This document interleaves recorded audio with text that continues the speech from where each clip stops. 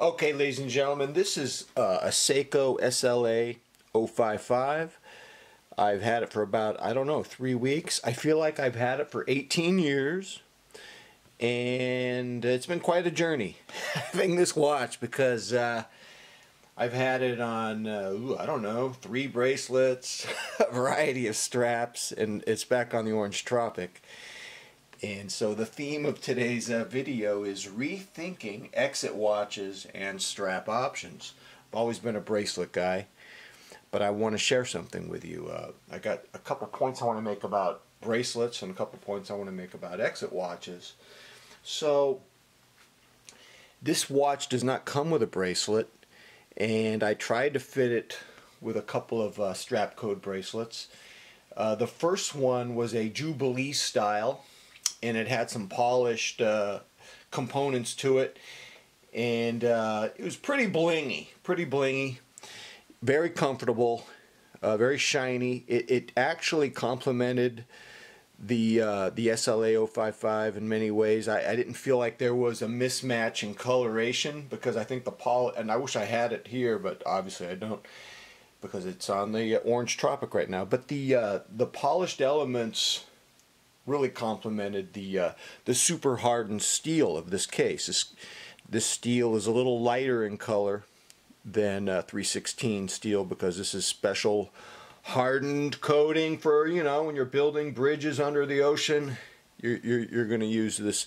I've been told that Rolex uses a special hardened steel as well. But I want to tell you guys something. I had it on an end mill. The very familiar end mill. You know, I've had about 8 end mills over the last 6 years. And I got to tell you guys something. There are no polished elements. It's brushed. It was a horrible mismatch. It must have been on this SLA055 for about 10 minutes, and I almost had a nervous breakdown because of the mismatch in color. And I wish I could show it to you on the email, but it's on Instagram. I don't know if you can even tell on Instagram, but it was a situation where I knew I was going to have to either put it back on the Jubilee style or back on the orange Tropic. And I started thinking, in fact, not just thinking, but listening. Listening! Are you listening, McMahon? Yeah, one of you guys has this. And you explained something to me. One of my Instagram friends, he said, dude, you can't get one of these beautiful SLA models and corrupt it with some mismatch bracelet. Just the best way to bring out, you know, the essence of this watch is just to get a really nice strap that you like. And so I went with the official Tropic. I went with orange. I've had it on gray before, but I have to tell you that on orange, the blue pops. It's just a brighter feel. It's not as dark and subdued as it is on the gray. And it's a real celebration of the watch. And you know, there are those SLAs, like the 017 that Seiko makes. They're barely 40 millimeters. And they come on straps, and they look amazing. So I really wanted to do justice to this gorgeous watch, and I'm much happier with it. And you know, Rafi, he's been working with watches for decades, and he said, "Come on, man, this is it. It looks so much better than on a bracelet. You did the right thing." In fact,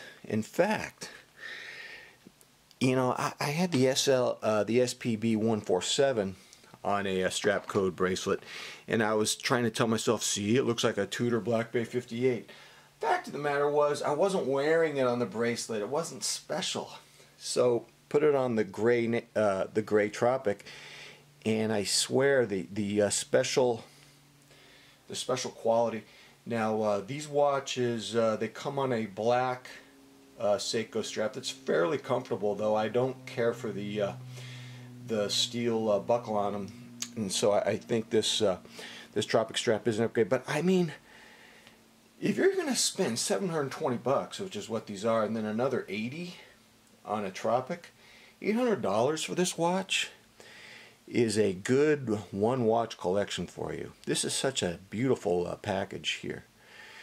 And so I have to tell you something else about rethinking straps. So I've always been a bracelet guy. I always thought I was. I have to tell you something.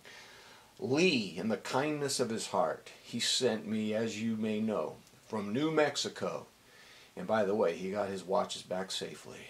He sent me a Tudor Pelagos, and he sent me a blue dial Omega Seamaster, and it was on a bracelet. And as you guys may know, I did not care for that bracelet at all. I loved the dial, but I did not care for the bracelet.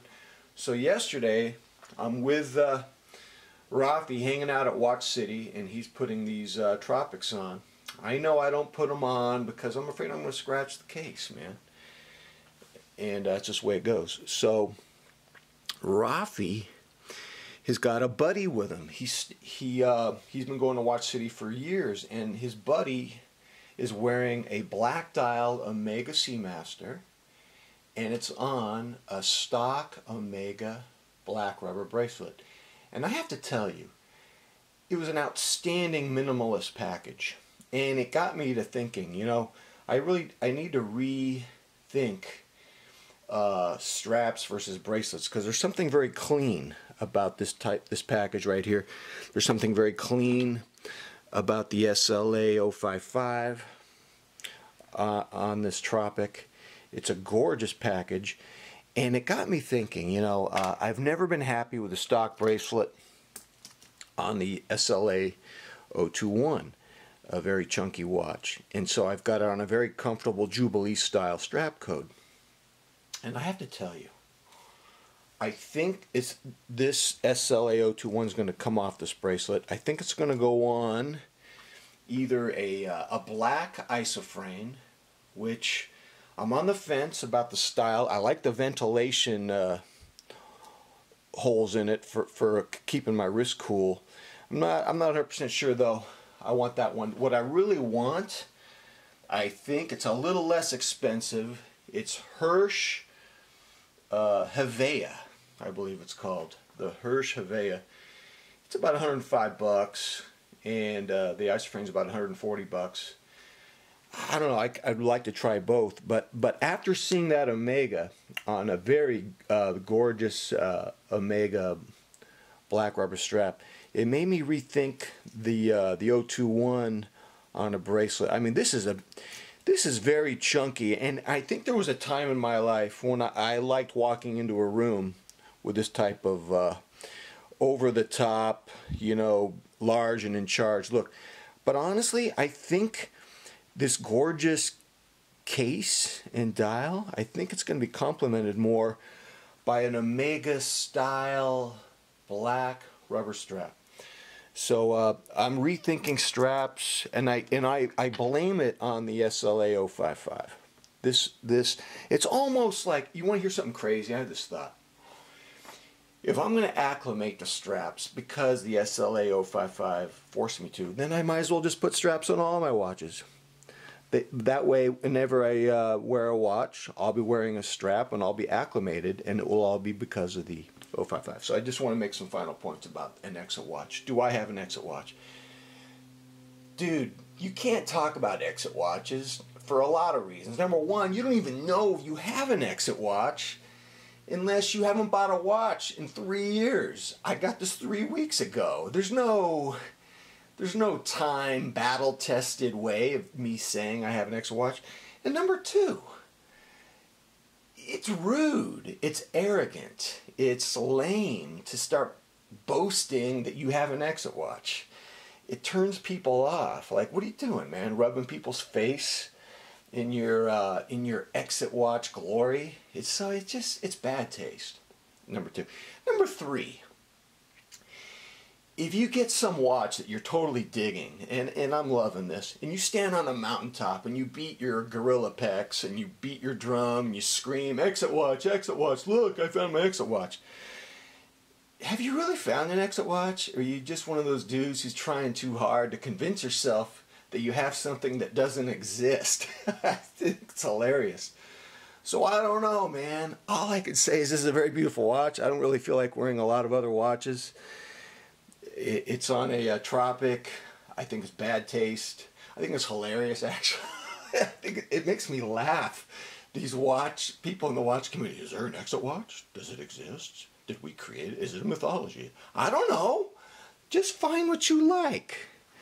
And don't overthink it. Me? Overthink? Ridiculous. All right, ladies and gentlemen, I am rethinking exit watches. I'm rethinking straps. It's quite a journey. Tell me what you think. Until next time, I'm out.